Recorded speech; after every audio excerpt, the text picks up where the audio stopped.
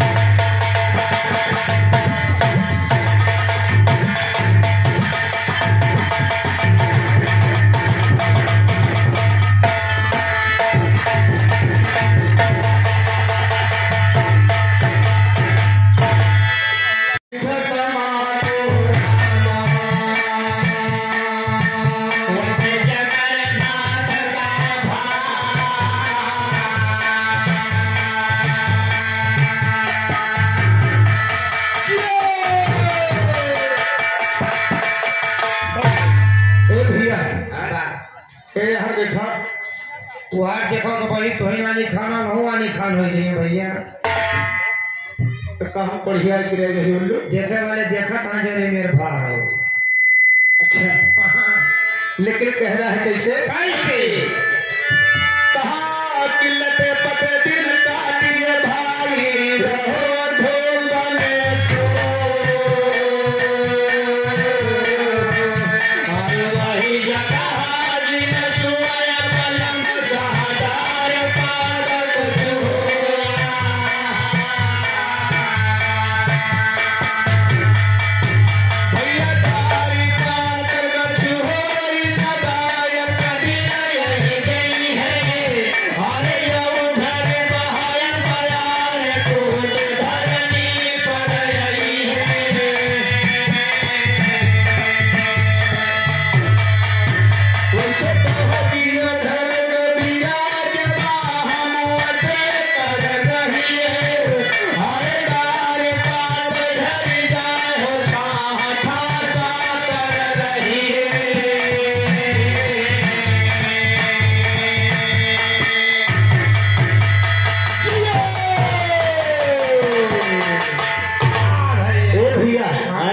इस समाज संसार के आदमी बिगाड़े हैं जान है ये जवान पे जितना चौधरी है मोर भैया मैंने सब मिलके। हेलो भारत यादव बाबा जी का पुरवा भिटवा की धरती से 100 रुपए सम्मान है। चौधरी लोग समाज बिगाड़े नहीं है समाज बनाए हैं। जहाँ मोर भैया मैं तू बैठा है और जहाँ था टाइम भाई 4 जने एक कोने 4 जने वही कोने 4 जने वही कोने 4 जने वही कोने। अच्छा राम बहादुर गंगापुरवा की धरती से 25 रुपए सम्मान है। कहीं अगर ये खाइए तो हम खावा ही कर। अच्छा पंचायत करना है। हाँ काहे का खाबो ये अपने बूढ़े हाथ पकड़ ले। आर्मा यादव 56 कोट की धरती से 20 रुपए सम्मान है। और तो अपने बूढ़ी खाद पकड़ ले रहे का। हाँ भैया बूढ़ा मारी खटिया लाग रही उनका उठा के बेचारे तो तुम पानी करवा दे। अरे तो चौधरी में भैया। अच्छा खाते अंदाजा थे बस खाली हर पास जाए बस बस बस देखा समाज बिगाड़े वाले पहले 3 जने रहे, वाह अब 3 जने के रह जान थे। रामायण में नारद महाराज, वाह महाभारत में शकुनी मामा, कौन मकुनी ना मकुनी मामा नहीं पर मौसिया रहे, और आल्हा खंड में माही मामा। वाह यही 3 समाज बिगाड़े वाले रहे। हाँ इनके बजाय 3 जने और हटके के हैं। ये कहा कि चूहा हला पेटार में बजनिया काटे लहर पटोरा, और सभा बिगाड़ 3 जने रामा झूल चूतिया चोरा।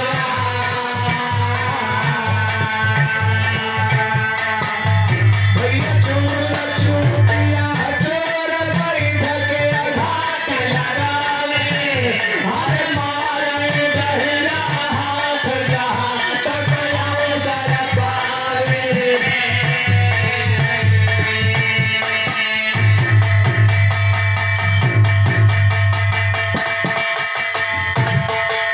ए भैया, हाँ इस समाज वाह संसार में हाँ सबसे चंचल कौन चीज होता है? कुकुर मोर भैया कुकुर इनका सबसे चंचल कुकुर के लिखा है। हाँ मोर भैया हेलो, अच्छे यादव भगवान हरिपुरा की धरती से 50 रुपए समान है। रामलाल कश्यप भैया हमारे लिए भैया की धरती से 51 रुपया भैया को हार्दिक नमस्कार है। ये भैया समाज संसार का रोहित तरफ से 20 रुपये समान है। समाज संसार में सबसे चंचल कौन चीज होता सुना? कौन और खजराज भैया छोटा चमुना 1 रुपये समान है। कहा कि घोड़ा चंचल हो सभा में चल दिखावे, वैसे हाथी चंचल हो सभा में शोर उठावे, वैसे बेटवा चंचल हो बाबा करने आ गया, वैसे बिटिया चंचल हो गुलाम डाल लगावे, ऐसे कहो कि रे घर के विराज झूठा हमारा पाई, अरे हम तो हो जाए सहार पठिया वटकाली माई।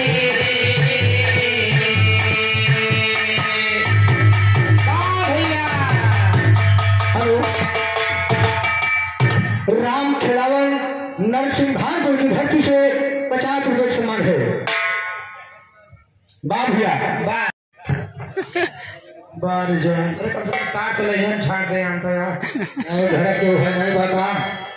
अरे कुछ जिम्मेदारी पर भैया तो कदम नहीं आ यार। नहीं बड़ा स्पीड में नहीं हो, जिम्मेदार आदमी हो।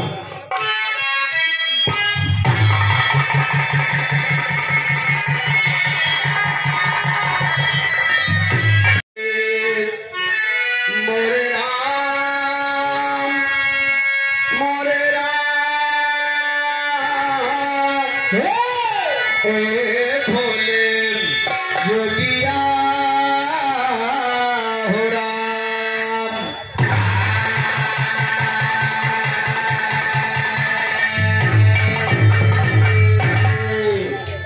तो जय जय जगतपति श्री राम। हेलो हेलो, जय जय अंजनी के पूत तोहरो जग जाहिर कर तूत, तुमसे डरते दानों धूत, दूत हो रामचंद्र के सुन लो मेरी पुकार।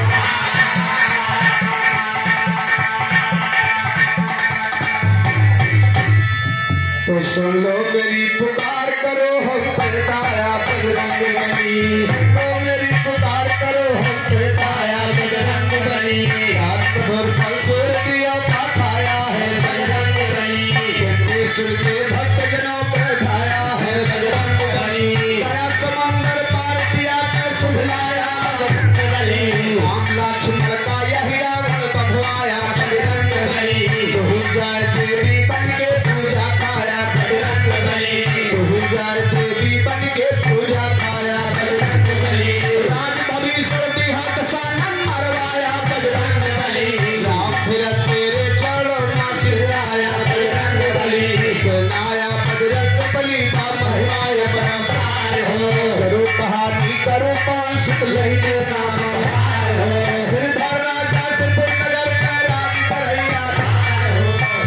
बिमला दुलारी थी बड़ी सुंदरी लेकिन ये तो लालच है उनका नहीं करता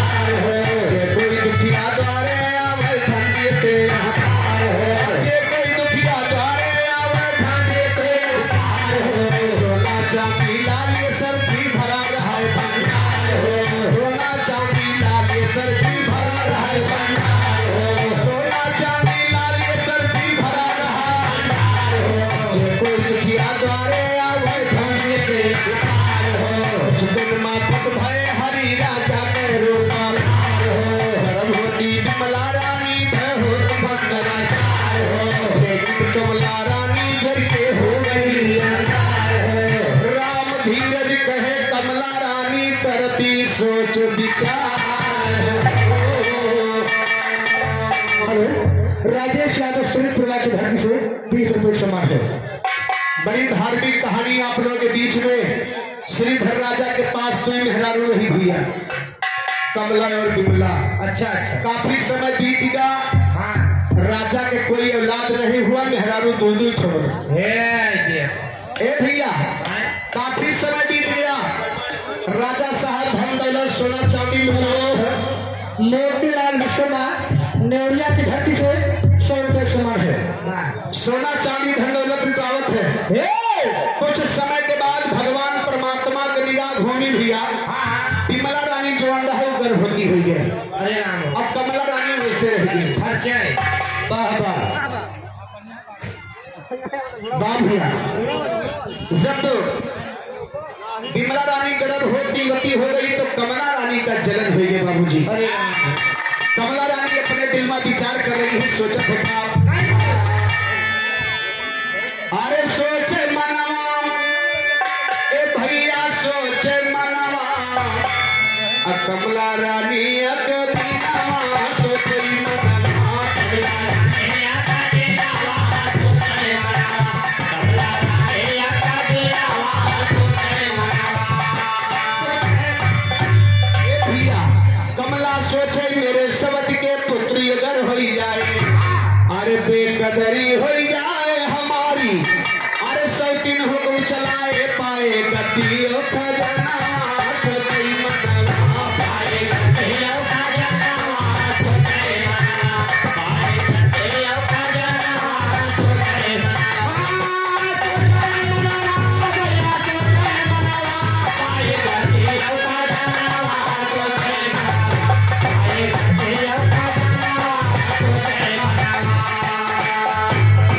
गर्भवती बिमला रानी बाप पुत्री अगर हो गई है अरे राजा प्यार वही से करी है अरे साथे समय बीतई है अरे है ना हमारे तो हनावा सोचई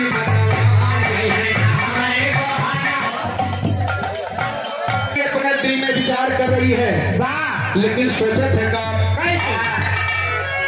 कौन जतन करी बिमला का हबदेई मरवाए अरे सवती खत्म हो जाए तब अरे करजवा मोर जुड़ाई पाई तब दिल में चैन सोचई मनवा पाए दिल में चैन सोचई मनवा पाए दिल में चैन सोचई मनवा सोचई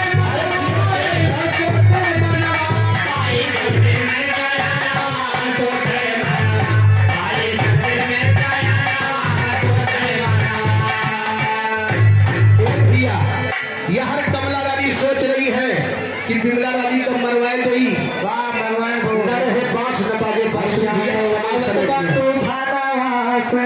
मनवा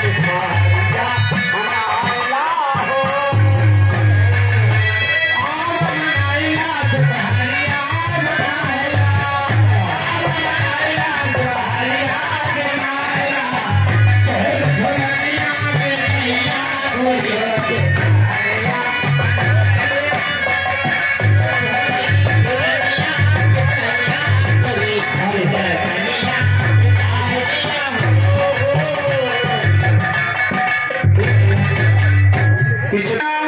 गर्मी जो रोड पर दो चक्कर गाड़ी खड़ी है भैया कृपया उसे हटा लीजिए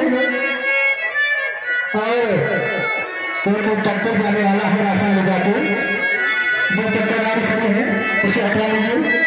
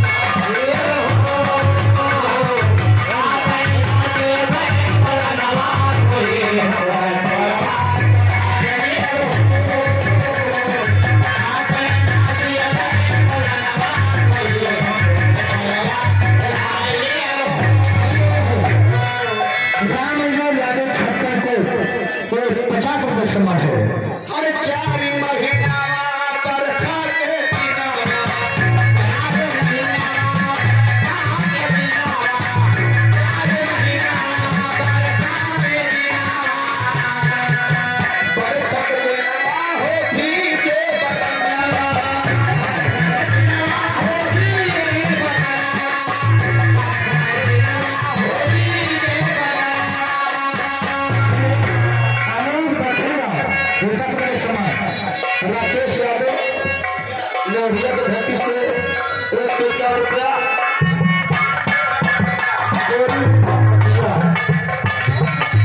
कोई सम्मान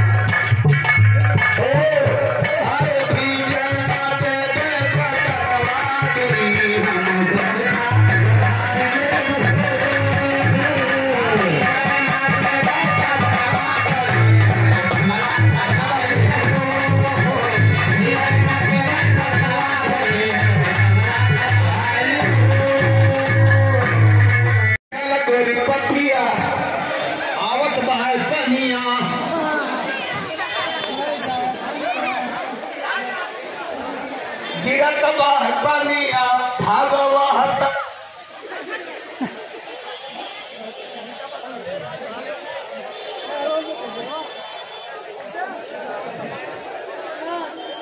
राधिका जी को कहना पड़ा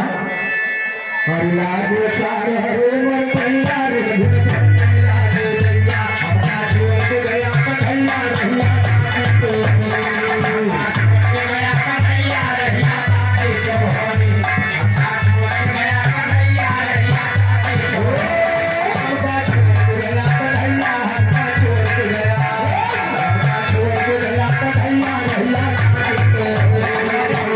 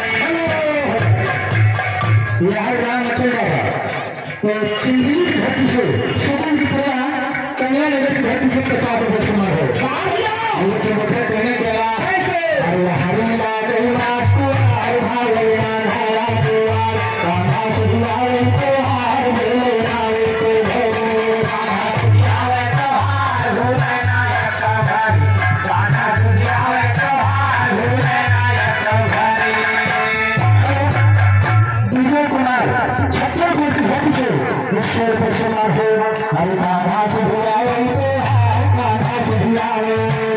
कान्हा से बुलावे तो हार भोले नायक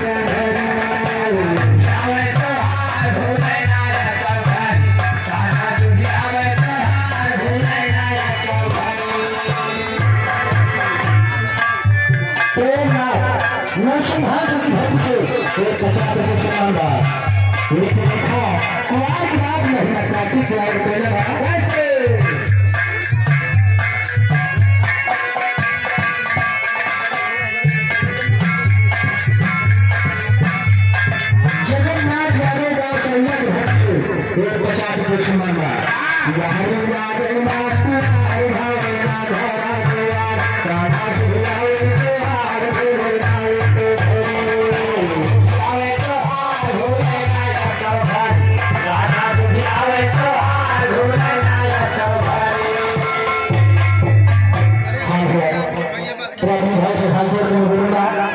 थोड़ा साइड में हो जाए माता भनी बैठिए और किनारे चले जाए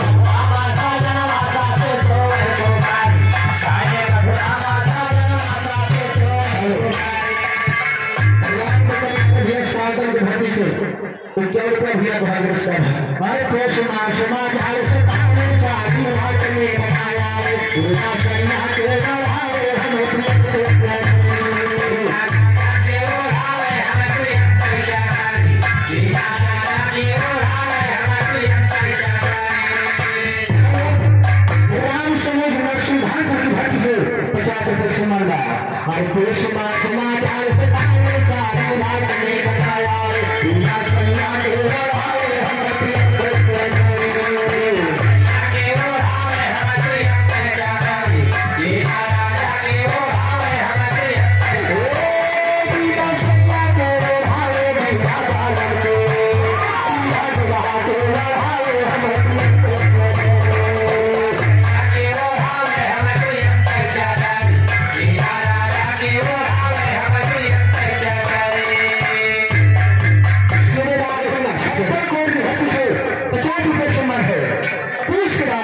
महीना माघ के अरे माघ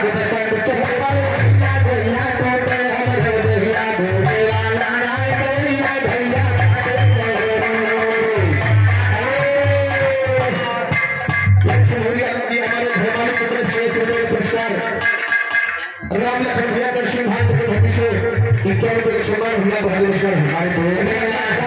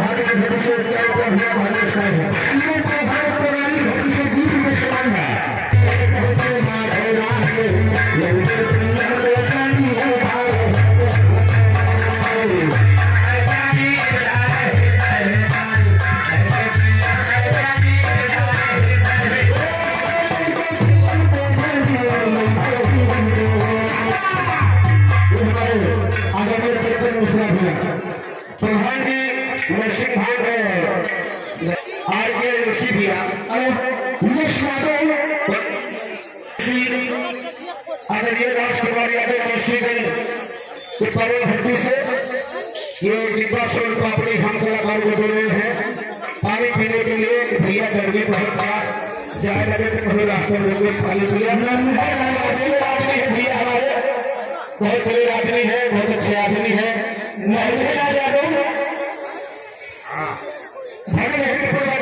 भैया का स्वागत करते हैं वंदन करते हैं आशीर्वाद कामना करते हैं परमात्मा से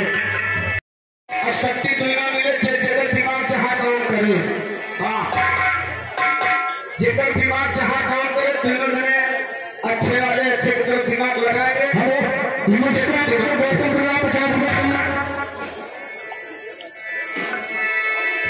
आइए बिहार बोल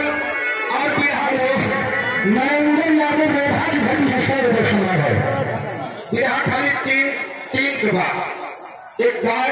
एक बाबा का एक कसाई का खाली तीन बिहावा और कहानी का शीर्षक कैसे करनी वैसे भरनी पहले के नरमा पहले तो कसैया गैया काट डाला था और दूसरे जन्म में गैया कसैया काटा था अब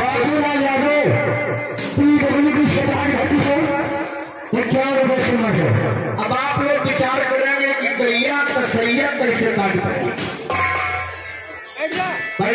कसैया गैया काटे तो हर कोई बात को ला के जय विजय के दिए के बात अलग हुआ लेकिन गैया कसैया कैसे काटा था कि सोचे वाली बात है 100 रुपये समान है तो इसमें जो रस मिलेगा आप लोग बिहार का खाली श्रवण करिएगा कहानी का शुरुआत वहां से नरसिंहाल 50 रुपये समान है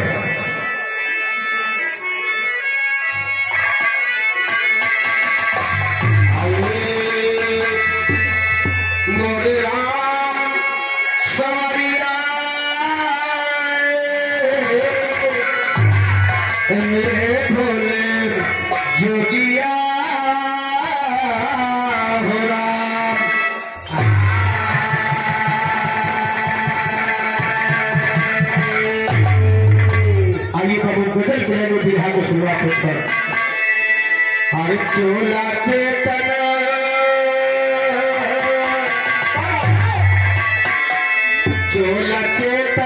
मनुष्य का बड़ी भाग मानुष कर पाया इतना मन का शरीर बड़ी भाग से मिला था तो मन कर पाया है तो अगले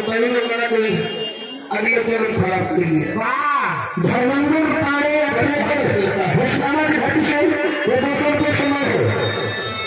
चोला चेतन मनुष्य का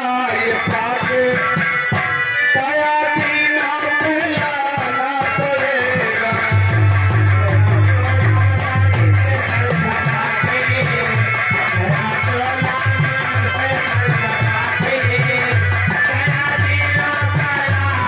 पड़ेगा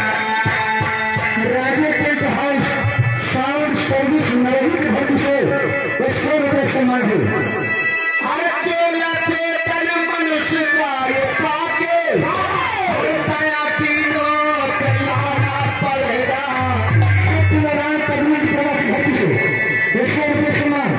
गौर शंकर यादव पड़ेगा कुल धाम 100 रुपये समान है सरपुराई किसी का करेगा,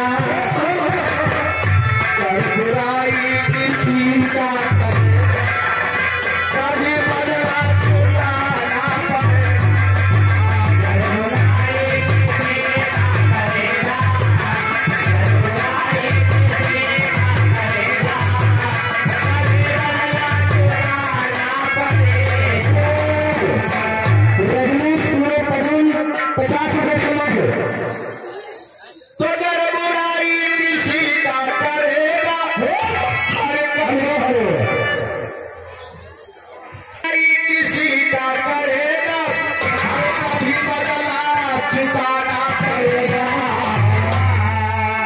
शीश गैरों का पापी करके,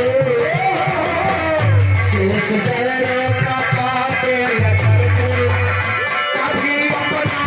जाना पड़ेगा।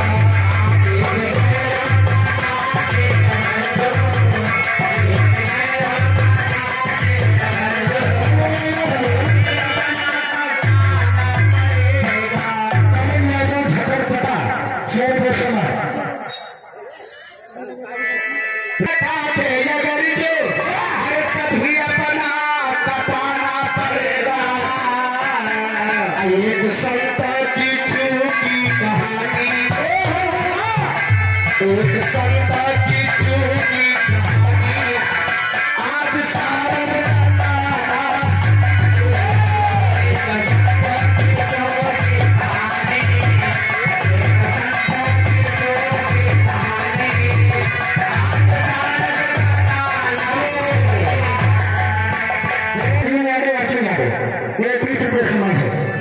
संत शिरोमणि की कथा सुनो सुधर मन लाए, अपर स्नान ध्यान पूजा में आसन रहे लगाए।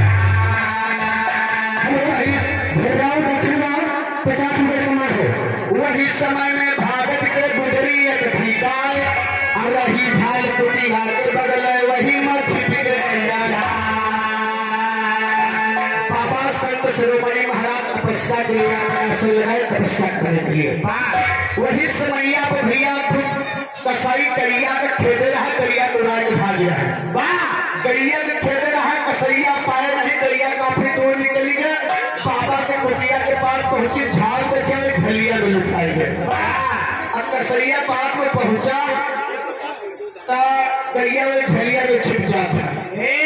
तो कसैया जाके बाबा से पूछा था, बापू कभी जी तक लिखे है, अरे सासू कठीनी चलरिया हो महुआ भी है,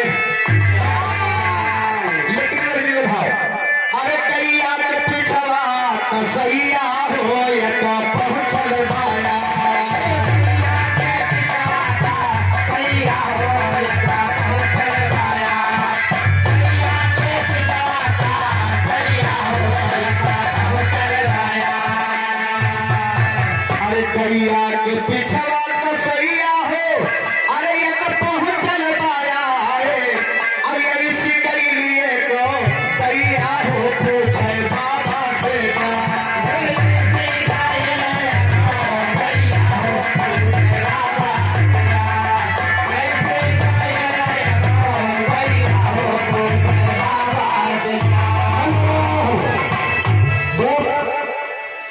जाए के कसैया तथा मुस्लिम धर्म में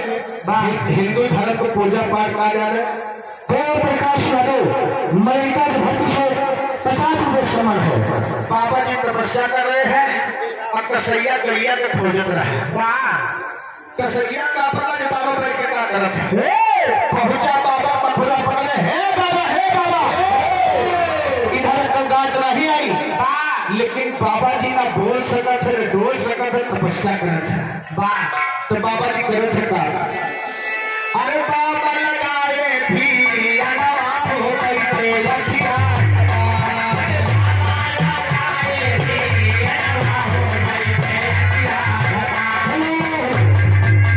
हौसला प्रसाद लक्ष्मी भान भक्त 100 रुपये सम्मान है। अरे बाबा लगाए भी अनवा हो, अरे बैठे लठिया खपाए, अरे कोई ना छोड़ेगा अनवा हो दिले हथवा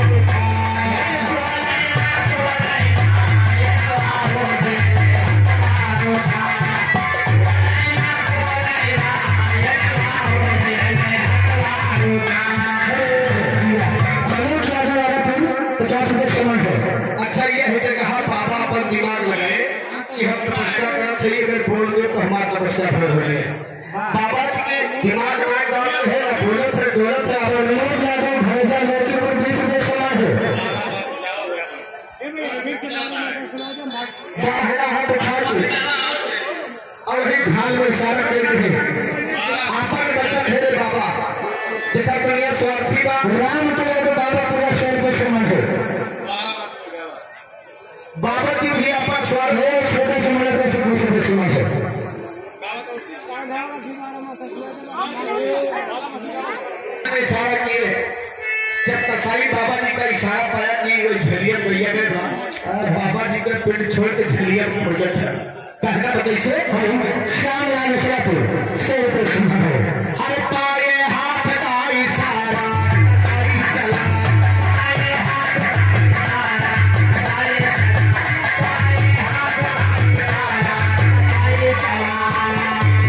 हर करिया के पिछवा का हो गया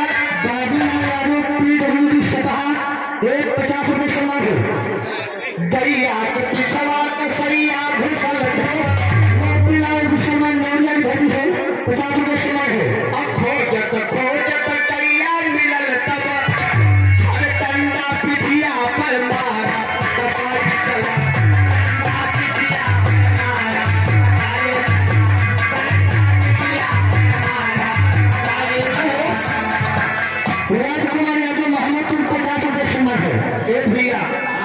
देखा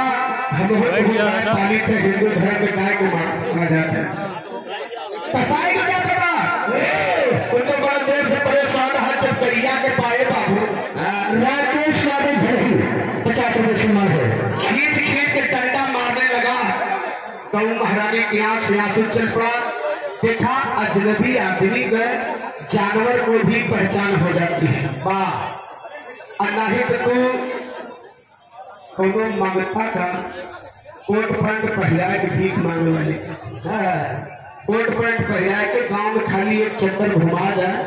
हम दोबारा पहचान पाओ लेकिन को जरूर भोग दी उनके चाल से ये अनारी आदमी है। तो इसे गौ महारानी की आंखों से आंसू आ गए। प्रभु जी कहना बताइए ऐसे हर गैया कलई के कसैया चलल जब गैया के आंखों से आंसू धुलल तब हर का पहला डर के मारा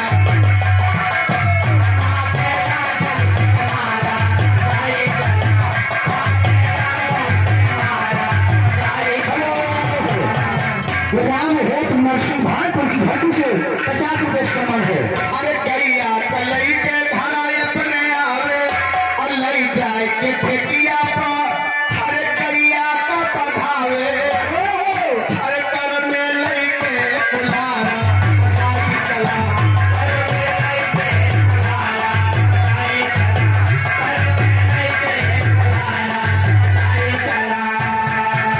हमारे बैठना भैया सुबह चुंबली के भट्टी से उत्तर बात है। कसैया गैया के ले जाए के घरा हथवा बुढ़वा बांध के जो ठेकिया बनाया है काटे वाला बांध लेके वही लाद के और कुल्हारा से काट के कुल्हारा से प्रभु जी जो आदमी का तड़फा के मारूंगा तो उसे कुल्हारा से काटा था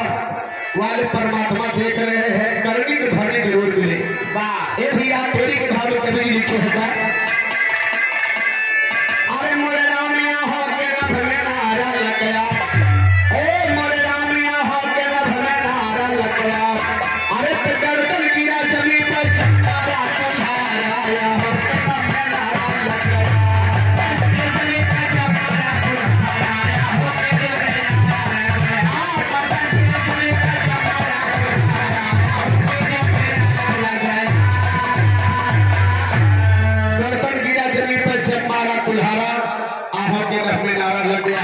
महारानी का यही काम तमाम हो गया बाबू जी।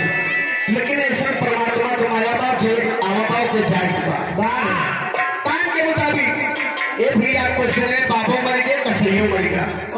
तीनों मर गए। अब अगला जन्म ले है कहाँ ले है किसके यहाँ ले है कहानी में कहना बात बीत गया कुछ काल तीना सुरपुर की बयान बाहर सारी का बाबा यार कसाई का आगे सुनिए दस्तार तोरिया था के लाइन में कहना है। अरे बाबा यो गैया कसैया के भैया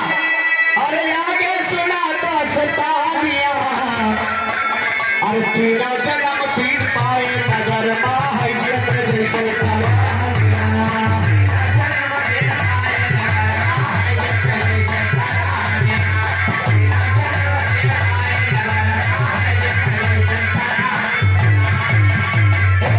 तीनों जन्म तीन पाए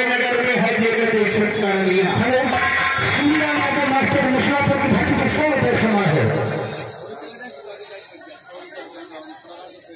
अरे बाबा यो गैया कसैया के भैया हर आगे सुनाता सतानिया। ये राजेंद्र की बहन ऋषिकेश की भक्ति से ये 500 रुपये सम्मान हाजी ये हमारे घर मालिक भैया के नाती है। 100 रुपये का सम्मान में बहुत बड़ी इच्छा करेंगे। एक भैया लेकिन 3 दिन जेब कहाँ लेते हैं कैसे? एक भैया अरविंद कुमार नोडिया ये हमारे आधार नोडिया भक्ति से 20 रुपये सम्मान। अरे ये रामचंद्र यादव भैया ये 500 रुपये सम्मान भैया तुम्हारा नाम है आशीर्वाद करना। अरे 13 जन्म 3 पाए नगर में अरे हर जी ने जैसन करानिया। अब बाबा जी जन्मे पीत्र घर जारी वही पाए सुंदर पकानिया। बाबा जी जन्मे पीत्र घर जारी वही पाए सुंदर पकानिया। बाबा जी जन्मे पीत्र घर जारी वही पाए सुंदर पकानिया। बाबा जी जाके पंडित जी के हाथ में ले अब गायक कसाई जो है बनिया के यहाँ अलग अलग गाँव में जन्म है। अब केहू अगुआ मिल गया दोनों जने जब सयान है केहू अगुआ बिचौलिया मिला दोनों जने के ब्याह तय करा दे। अब बाबा जी दूसरे परमा फिर बबा गया है ये बम्बाएंगे बाबा जी पंडित जी के यहाँ जन्म लिए है। दूसरे परमा बाबा जी फिर बैराग में लिए और ये गायक कसाई जो थे बनिया के यहाँ सेठ सेठाई के रूप में थे। अब केहू बिचौलिया मिला दोनों को शादी करा दे है। लेकिन शादी कैसे हो गया? शादी करवा दिया। शादी का हुआ था ब्याह कौन होता? हमें क्या किया नहीं जानता। शादी के कहा तो ब्याह किया था। शादी हुआ जो जयमान द्वारा होती स्टेज पर यह जान नहीं पाया सुनो ये शादी आए जो जयमान द्वारा हो तो शादी है। शादी आए और ब्याह हुआ जो पंडित भैया बैठा कर चले आओ लिखा माँ का। अच्छा हाँ जो साथे दौड़ावे थे। हाँ भैया बारे भैया ए भैया बिना दिन के शादी ब्याह होता लेकिन कैसे? अरे नई हरवा में गोरी एक भाग रहा हर जोन बनिया के घर में सयान भरी ले दोनों बनिया के घर में।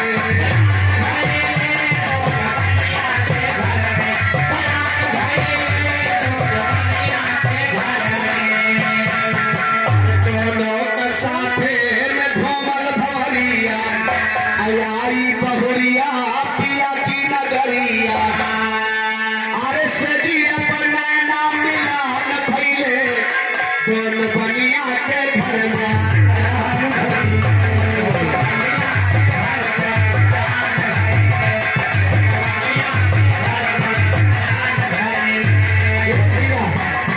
दोनों जने की शादी हुई है दुल्हन करके रह मुसलमान कश्यप नरसिंह तो 50 रुपये सम्मान है। हमारे घर वाली भैया के नातों की तरफ से 100 रुपये का सम्मान। अच्छा देखा दोनों जने पति पत्नी के रूप में रहे लगे और वही समय में काशी पर लगा है। बाबा जी सोचे कि बड़ा अच्छा मौका बचली हम स्नान में चल दिए। बाबू जी अपना बोरिया बिस्तर समेटे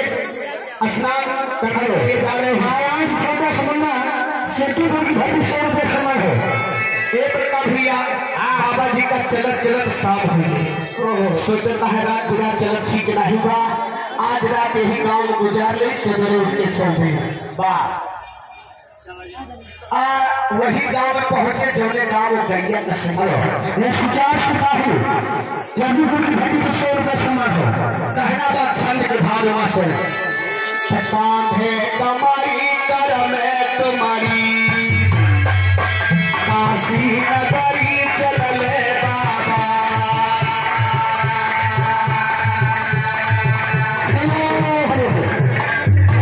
डूबी गए मजबूर भई बिन डूबी गए देखले बाबा।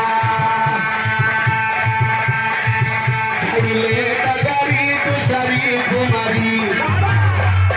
बनिया नगरी चुटले बाबा।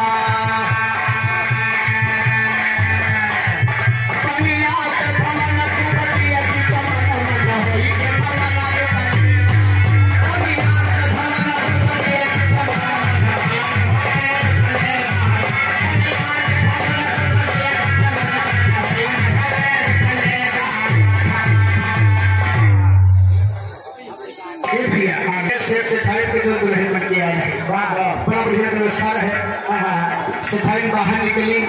बाबा जी द्वार पे पहुंचे कहीं आज रात दुश्मन होटल है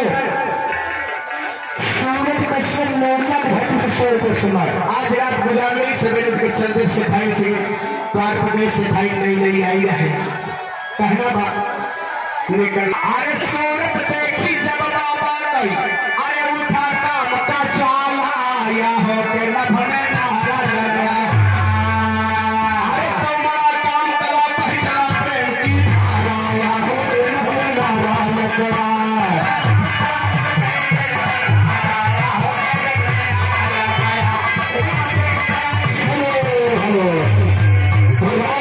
ऐसे महान पुरुष का पैर हमारे दरवाजे पड़ा आज हम बाबा खाली हो गई सिखाई बड़े आदर भाव से बाबा की व्यवस्था खाए के लेटे हुए देगा मुझे नरसिंह भानपुर लोरिया कोरजानो इतने आरी बड़े गांव जितने कार्यकर्ता है खेत में पहुंचने का कष्ट करो बाबा जी का देख के सिद्धेगी व्यवस्था लेके घर आई वहां दिल में बाबा का सूरज सालत हुआ है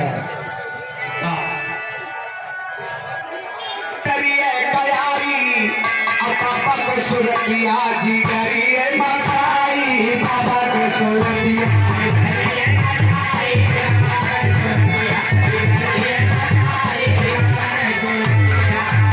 सुने झटपट जनवा बनावई भजनवा अपने सनम के जवावे जवना परशुराम बाबा को घटी शेर पे समझ अरे सुखले संहरिया सजरिया बचाई बाबा का सुरतिया जिगरिए बाबा जी लेता है तुम्हारे सेठ महाराज गल्ला कौला किया दिन भर थका कहे कि करे ये बता दूरवा के लेता है बाबा है नहा जात रहे देर होत रही आज रात रुका सवेरे चले के कोनो बात नहीं बा बात है ये के है सेठ आज मेरे पेट में दर्द पर खाना बना पड़ा अच्छा खा लिया ना अगर लेट जा तो दोबारा उठ के देखना ना सेठ हमारा दिन भर थका बेचारे के दो बार खा सोवा अरे पुरानी सोई गई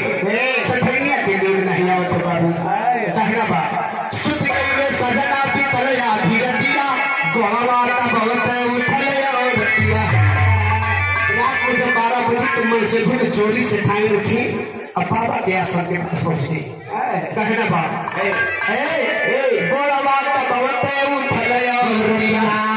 अरे बाबा के पहुंची असनिया पचाई अब बाबा के सुरतिया जी करिए मचाई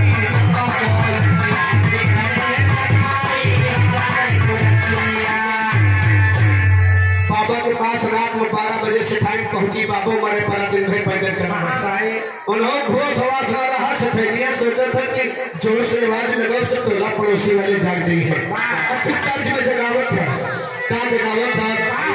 अरे तू बनला बड़ा का पुजारी है बाबा ए बाबा अरे तू बनला बड़ा का पुजारी है बाबा हमारे का जरा राकेश कुमार तिवारी नरसिंह भानपुर घाटी 100 रुपये समान हमारे कजरा के निहारी बाबा राजकुमार नरसिंह भानपुर 50 रुपये समान है लेकिन सठेनिया बाबा से बंद जगावत है अरे बाबा का खोरे चगावे बारी धनिया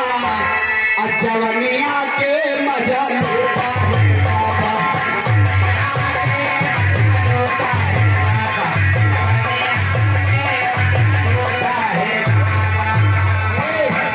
इस रस से कोई रसना पड़ा है इस रस में सारी दुनिया पड़ा है अरे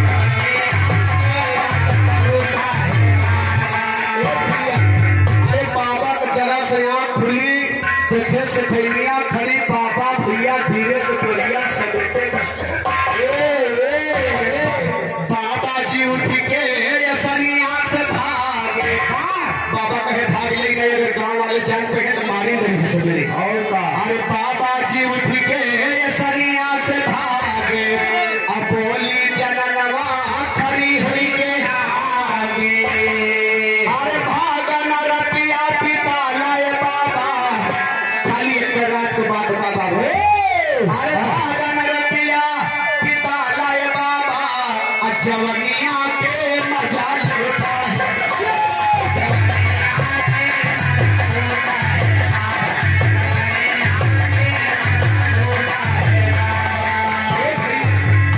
बाबा बेचारे कर कांपता है तो जवाब फंस गए कहे बच्चा हम ब्रह्मचार आदमी ही सन्यासी आदमी मुझे परिवार से मतलब नहीं है 50 रुपये समझ है बाबा हाथ जोड़ के सेठेनिया से कहे बच्चा तू उदाहरण तुम्हें समझाए कोई बताए कोई मान जा हमका परिवार से मतलब नहीं बा बाबा जी कहेगा अरे बाबा बोले बच्चा हमसे ही ना सपरी अरे बाबा बोले बच्चा हमसे अरे ही ना सपरी और हम ना देखा यही जगत में मारे में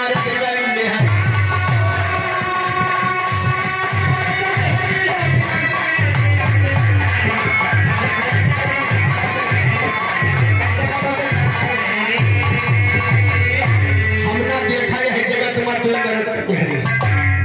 बाबा जी कहे एक नाद में कोई भैसा न खई है और एक म्यान में कोई तियागा न रही है एक नाद में कोई भैसा नहीं खा सकता खाई है जवान ऐसे वसली तो आप पहले हमारे भाई का खवा दियो तो हाँ तो होती है ये यार सही है अब मान लो दोनों भैंसों इकट्ठे पहुंच जाए तब होती है बोल ये ना तो और ये भाभी प्रधान नरसिंह भाई को 100 रुपये से मार दो ए भैया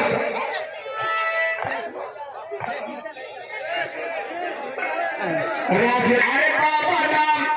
अरे कैसे निभाबो तो सनम कई वसरी अरे कैसे निभाबो तो सनम कई वसरी और हम ना दिए का यही जगत मधुई मारत कई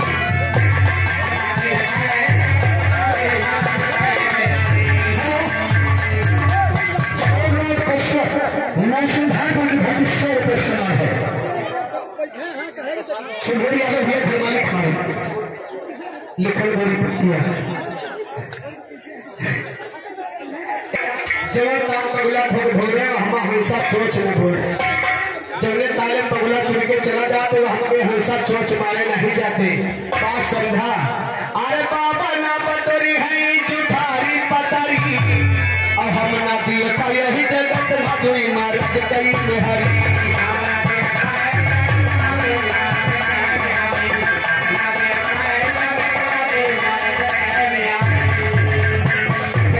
बाबा ठीक है एक रात में 2 भैंसा न खाए जगह छोड़ा ना खाली 2 मिनट में समय ना हमारा तो ही घरे जाए ये भी है पापा जी को मारा वही खड़ा कर भागवा तो गुहार लगा के मार जाएगा अब बाबा चारों तरफ से बांध करके मारा बाबा भागे नहीं वही खड़ा है अपना छत से खड़े नहीं बाहर के अंदर में गई गलत था ये इतना सुन के छत से भैया गैली भवन मझारा अरे पति अपने शीश हरे बाबा के नजर गुजारा या हो के नभ में नारा लग गया बाएं हाथ शीश दाहिने माली बता रहा या हो के नभ में नारा लग गया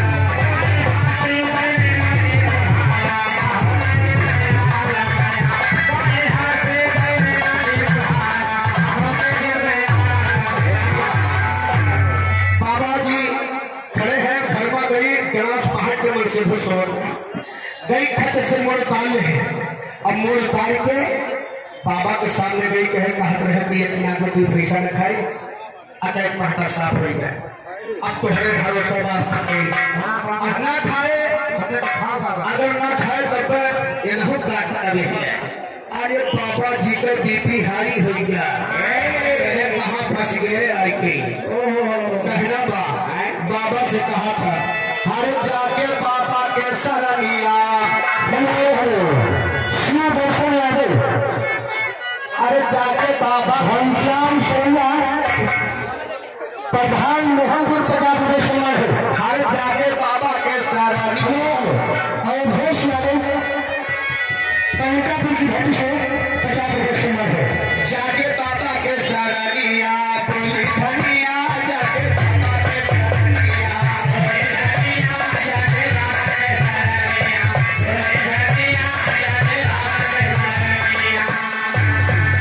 पति के अपने शीश गाड़ी के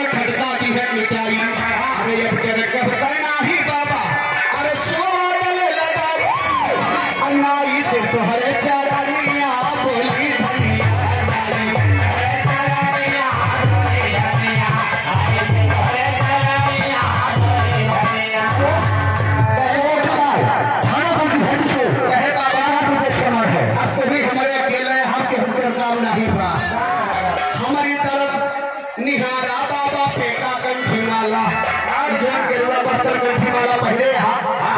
ताज दिया नरसिंहानपुर की भट्टी से 50 रुपए सम्मान है। चला तुम्हें बढ़िया जींस के पैंट लेती, टी शर्ट लेती, चश्मा लेती, राजा बाबू बड़ा खाना वही जवानी तो भैया हमारी तरफ निहारा बाबा फेंका कंठी माला, अरे चल के रहा महल के अंदर, अरे काटा गरम मसाला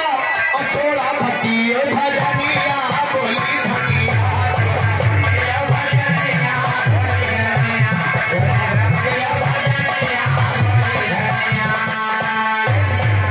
बाबा जी करके 60 रुपए सम्मान हाथ में है। बाबा कहे है बच्चा गोरे गोरे घुल जाई हमका छोड़ कर हम चक्कर में कबो फंसा नहीं रहे, तोहर भरोसा नहीं बा, विश्वास खत्म हो गया तो हमका देखियो अपने मन से घूम मोड़े काट ली। अब बिहान का हम से सुंदर के होकर रखबू तो तुम्हार कई के बड़ा करबू का भगवान जाना है। भाटी 100 रुपए सम्मान है। बाबा जी अपन बोलिया बिस्तर समेट के भागत 25 के है, सथेनिया लग पथे करिहा पतरी संकल्प 25 आगे ना के तोहरे चलते में से घुमा करिहा पकड़ के गुहार लगा दी, लेकिन गुहार लगाई तो होगा मनोज कुमार यादव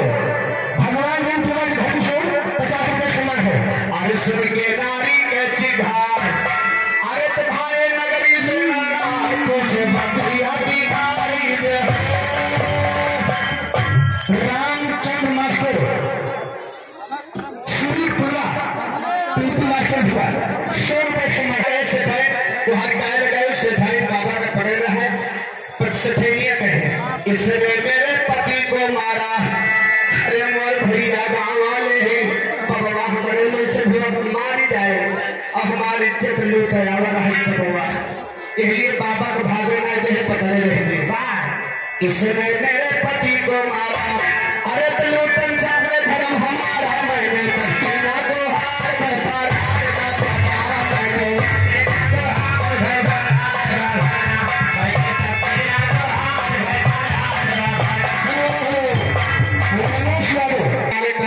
सभी विश्वास के लिए होते बाबा बात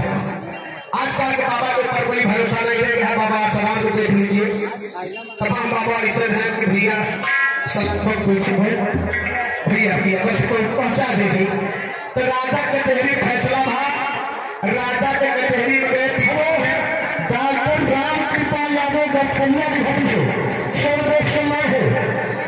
राजा के कचहरी में फैसला हुआ, राजा के सामने औरतिया रो रो सारी बात बताए, नेहरू जहाँ रोए के बाद बता दिया वो बात मान ली जाता है। नेहरू कहे राजा साहब हमारे मन से भगवान आए, हमारे इज्जत लुटा रहे, राजा साहब ने कौन सजा दिया जाए, इनको फांसी चढ़वा दे और के ना बाबा ना ना ना और फांसी चढ़ा देगा तो हमको काहे की ना हो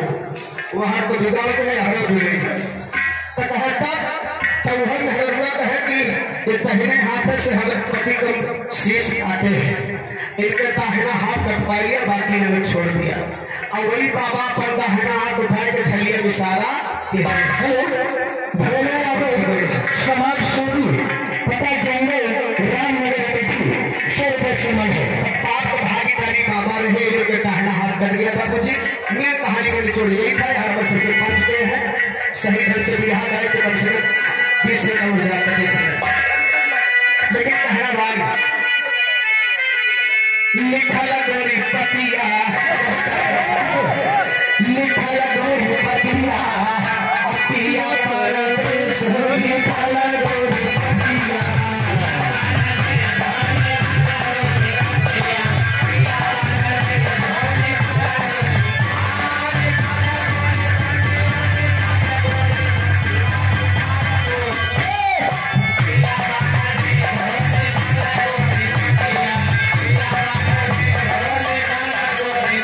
Yeah.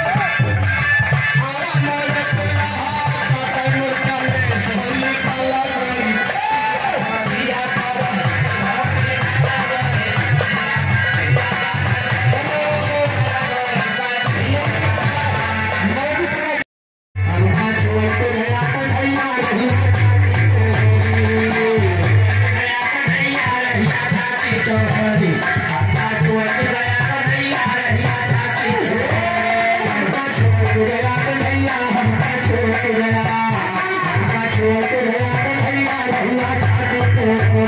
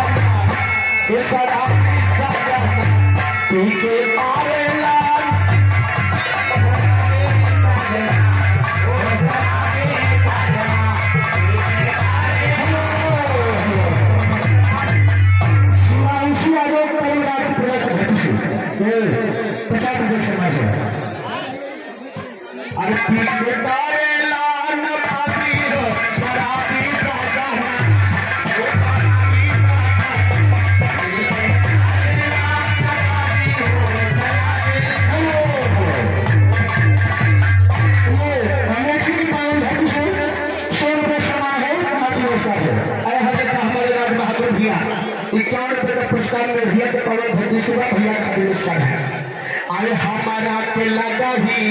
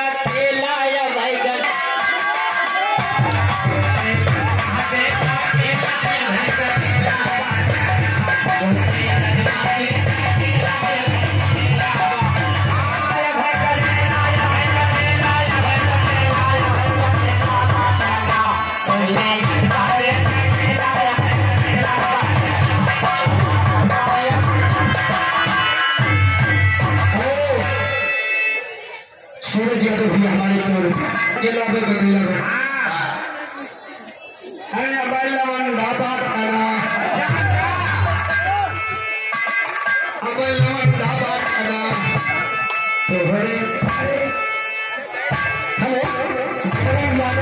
भगवान जहिया पर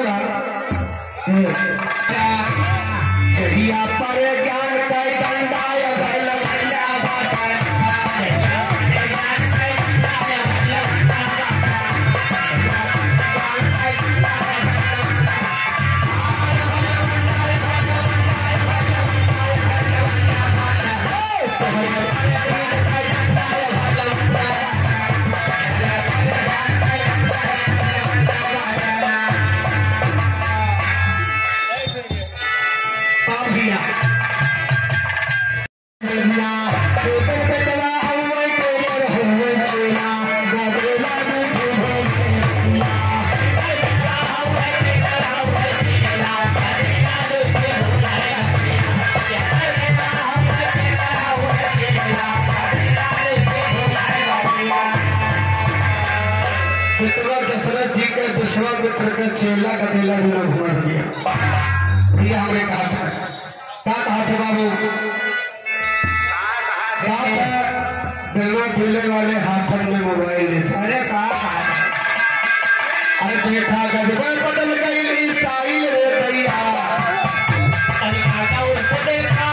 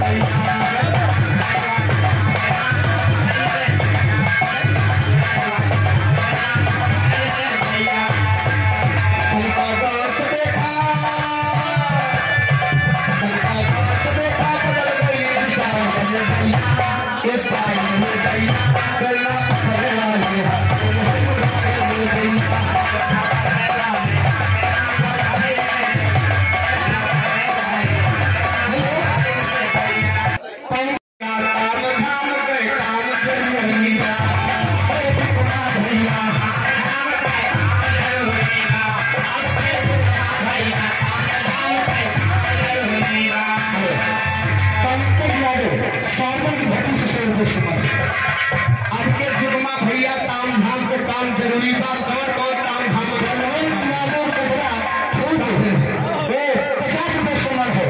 जरूरी बात रिश्ता के व्यापार करे सब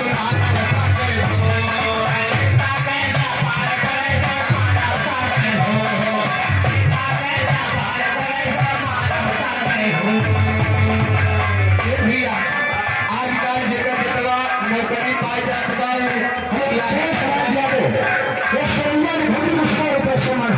बड़ा दहेज मांगा था 10 लाख रुपया नगद 4 व्हीलर गाड़ी पुट्ठा हाथ नहीं धरे थे शादी नहीं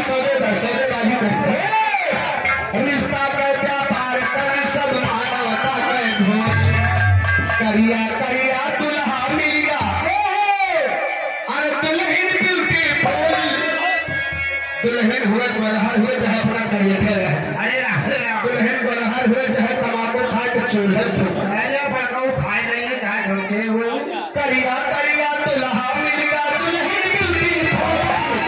तहो वह करम काली लेकिन पहचान बदली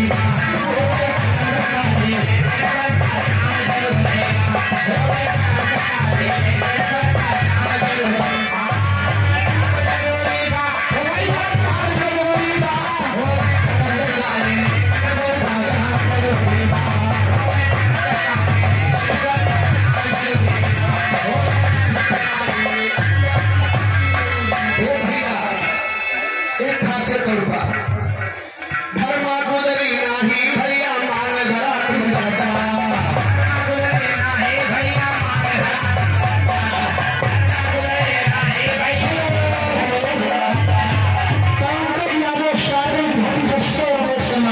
दूसरे खिया बारात लेके जाई है VIP सेट मरी है गद्दा हो चद्दर लगा हो तकिया हो बिस्तर साफ एकदम उज्जर उज्जर चमचम और चाहे अपने घर का कथरी 6 महीना का चांदी जात हो भवसाही बना सेक्रेटरी ये हमारे जिला पंचायत दिया 100 रुपये का सामान दिया घर का कथरी चाहे छाने में जाए 6 महीने भैया लेकिन बारात में भैया VIP व्यवस्था चाहिए थोड़े बाकी है भैया बारात लगा अपना पानी के खटिया सोए मेरे शादी राजा को सुन के समाधि अरे खोज रहे हैं धर्मा काली नहीं पर संध्या के सौगात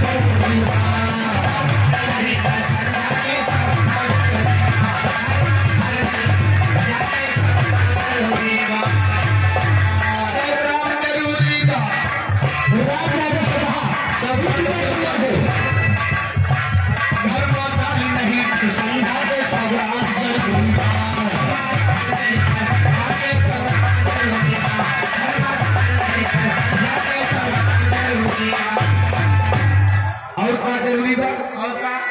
तेल नहीं दे करे खबरी मां भाग हीर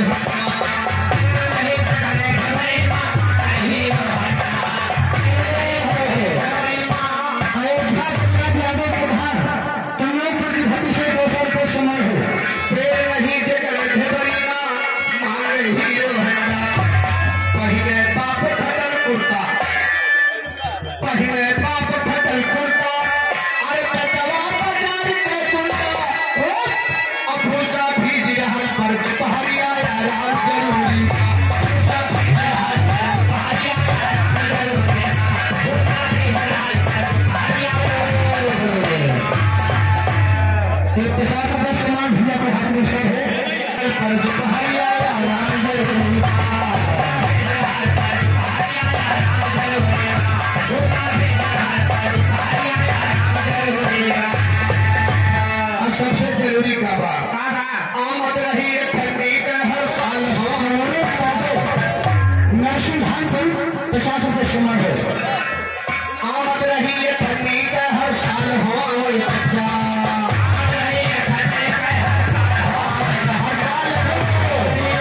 भेज मारो पंजापुर 50 रुपये सामान है कहाँ पे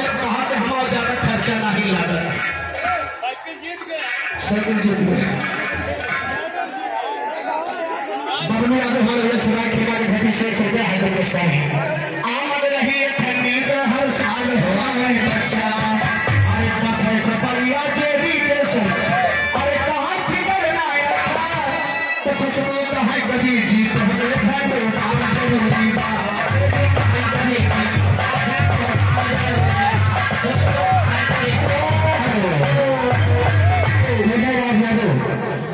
बड़ा नागपुर 50 रुपये सामान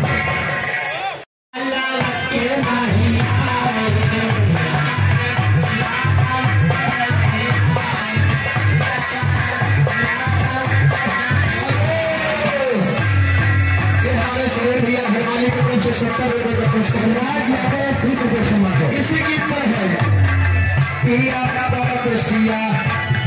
नाव के नहीं आए पिया पर पिया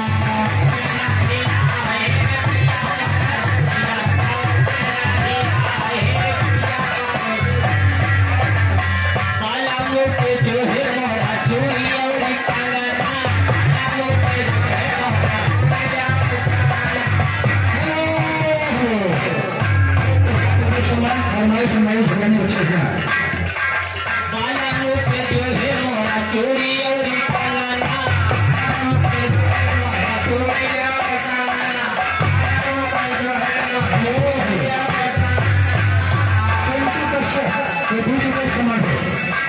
बालाओं पे बिना सोना लागे मोरा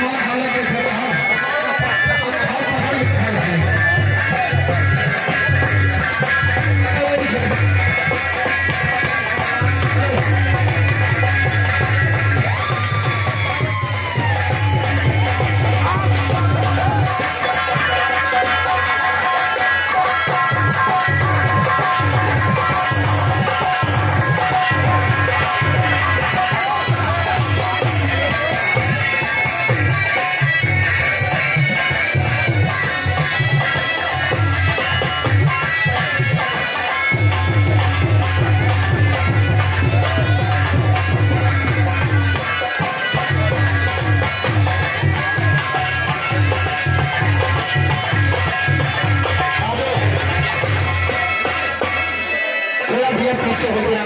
अरे मारे गाड़ी में दुनिया है कुछ लाखों को रानी भोटी से 50 रुपये समान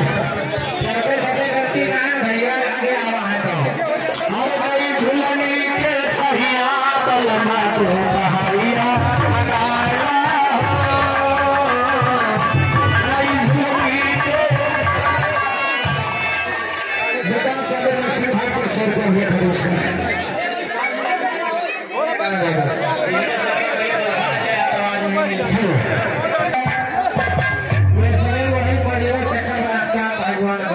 अरे मेरी झुलनी के छहिया बलमा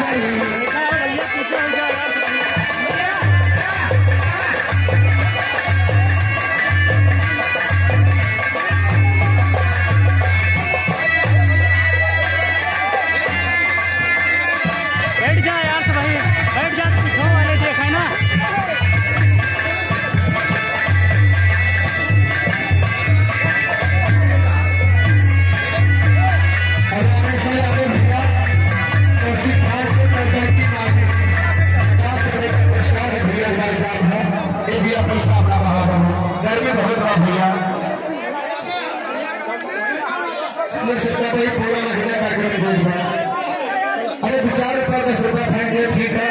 उठा के देख ली है।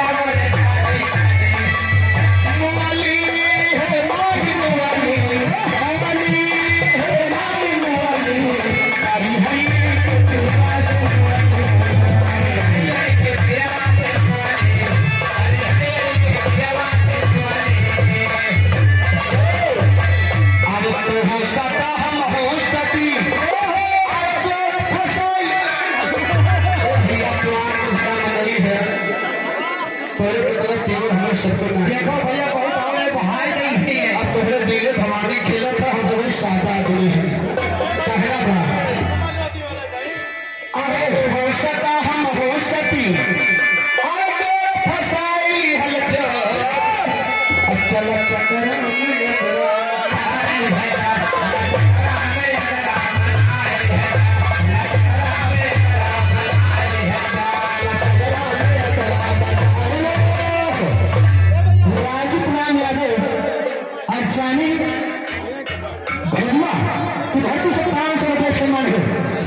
समाजवादी के फेमस है और एक चाबी भैया किसी को नहीं है उसकी चाबी हमारे पास है। लावत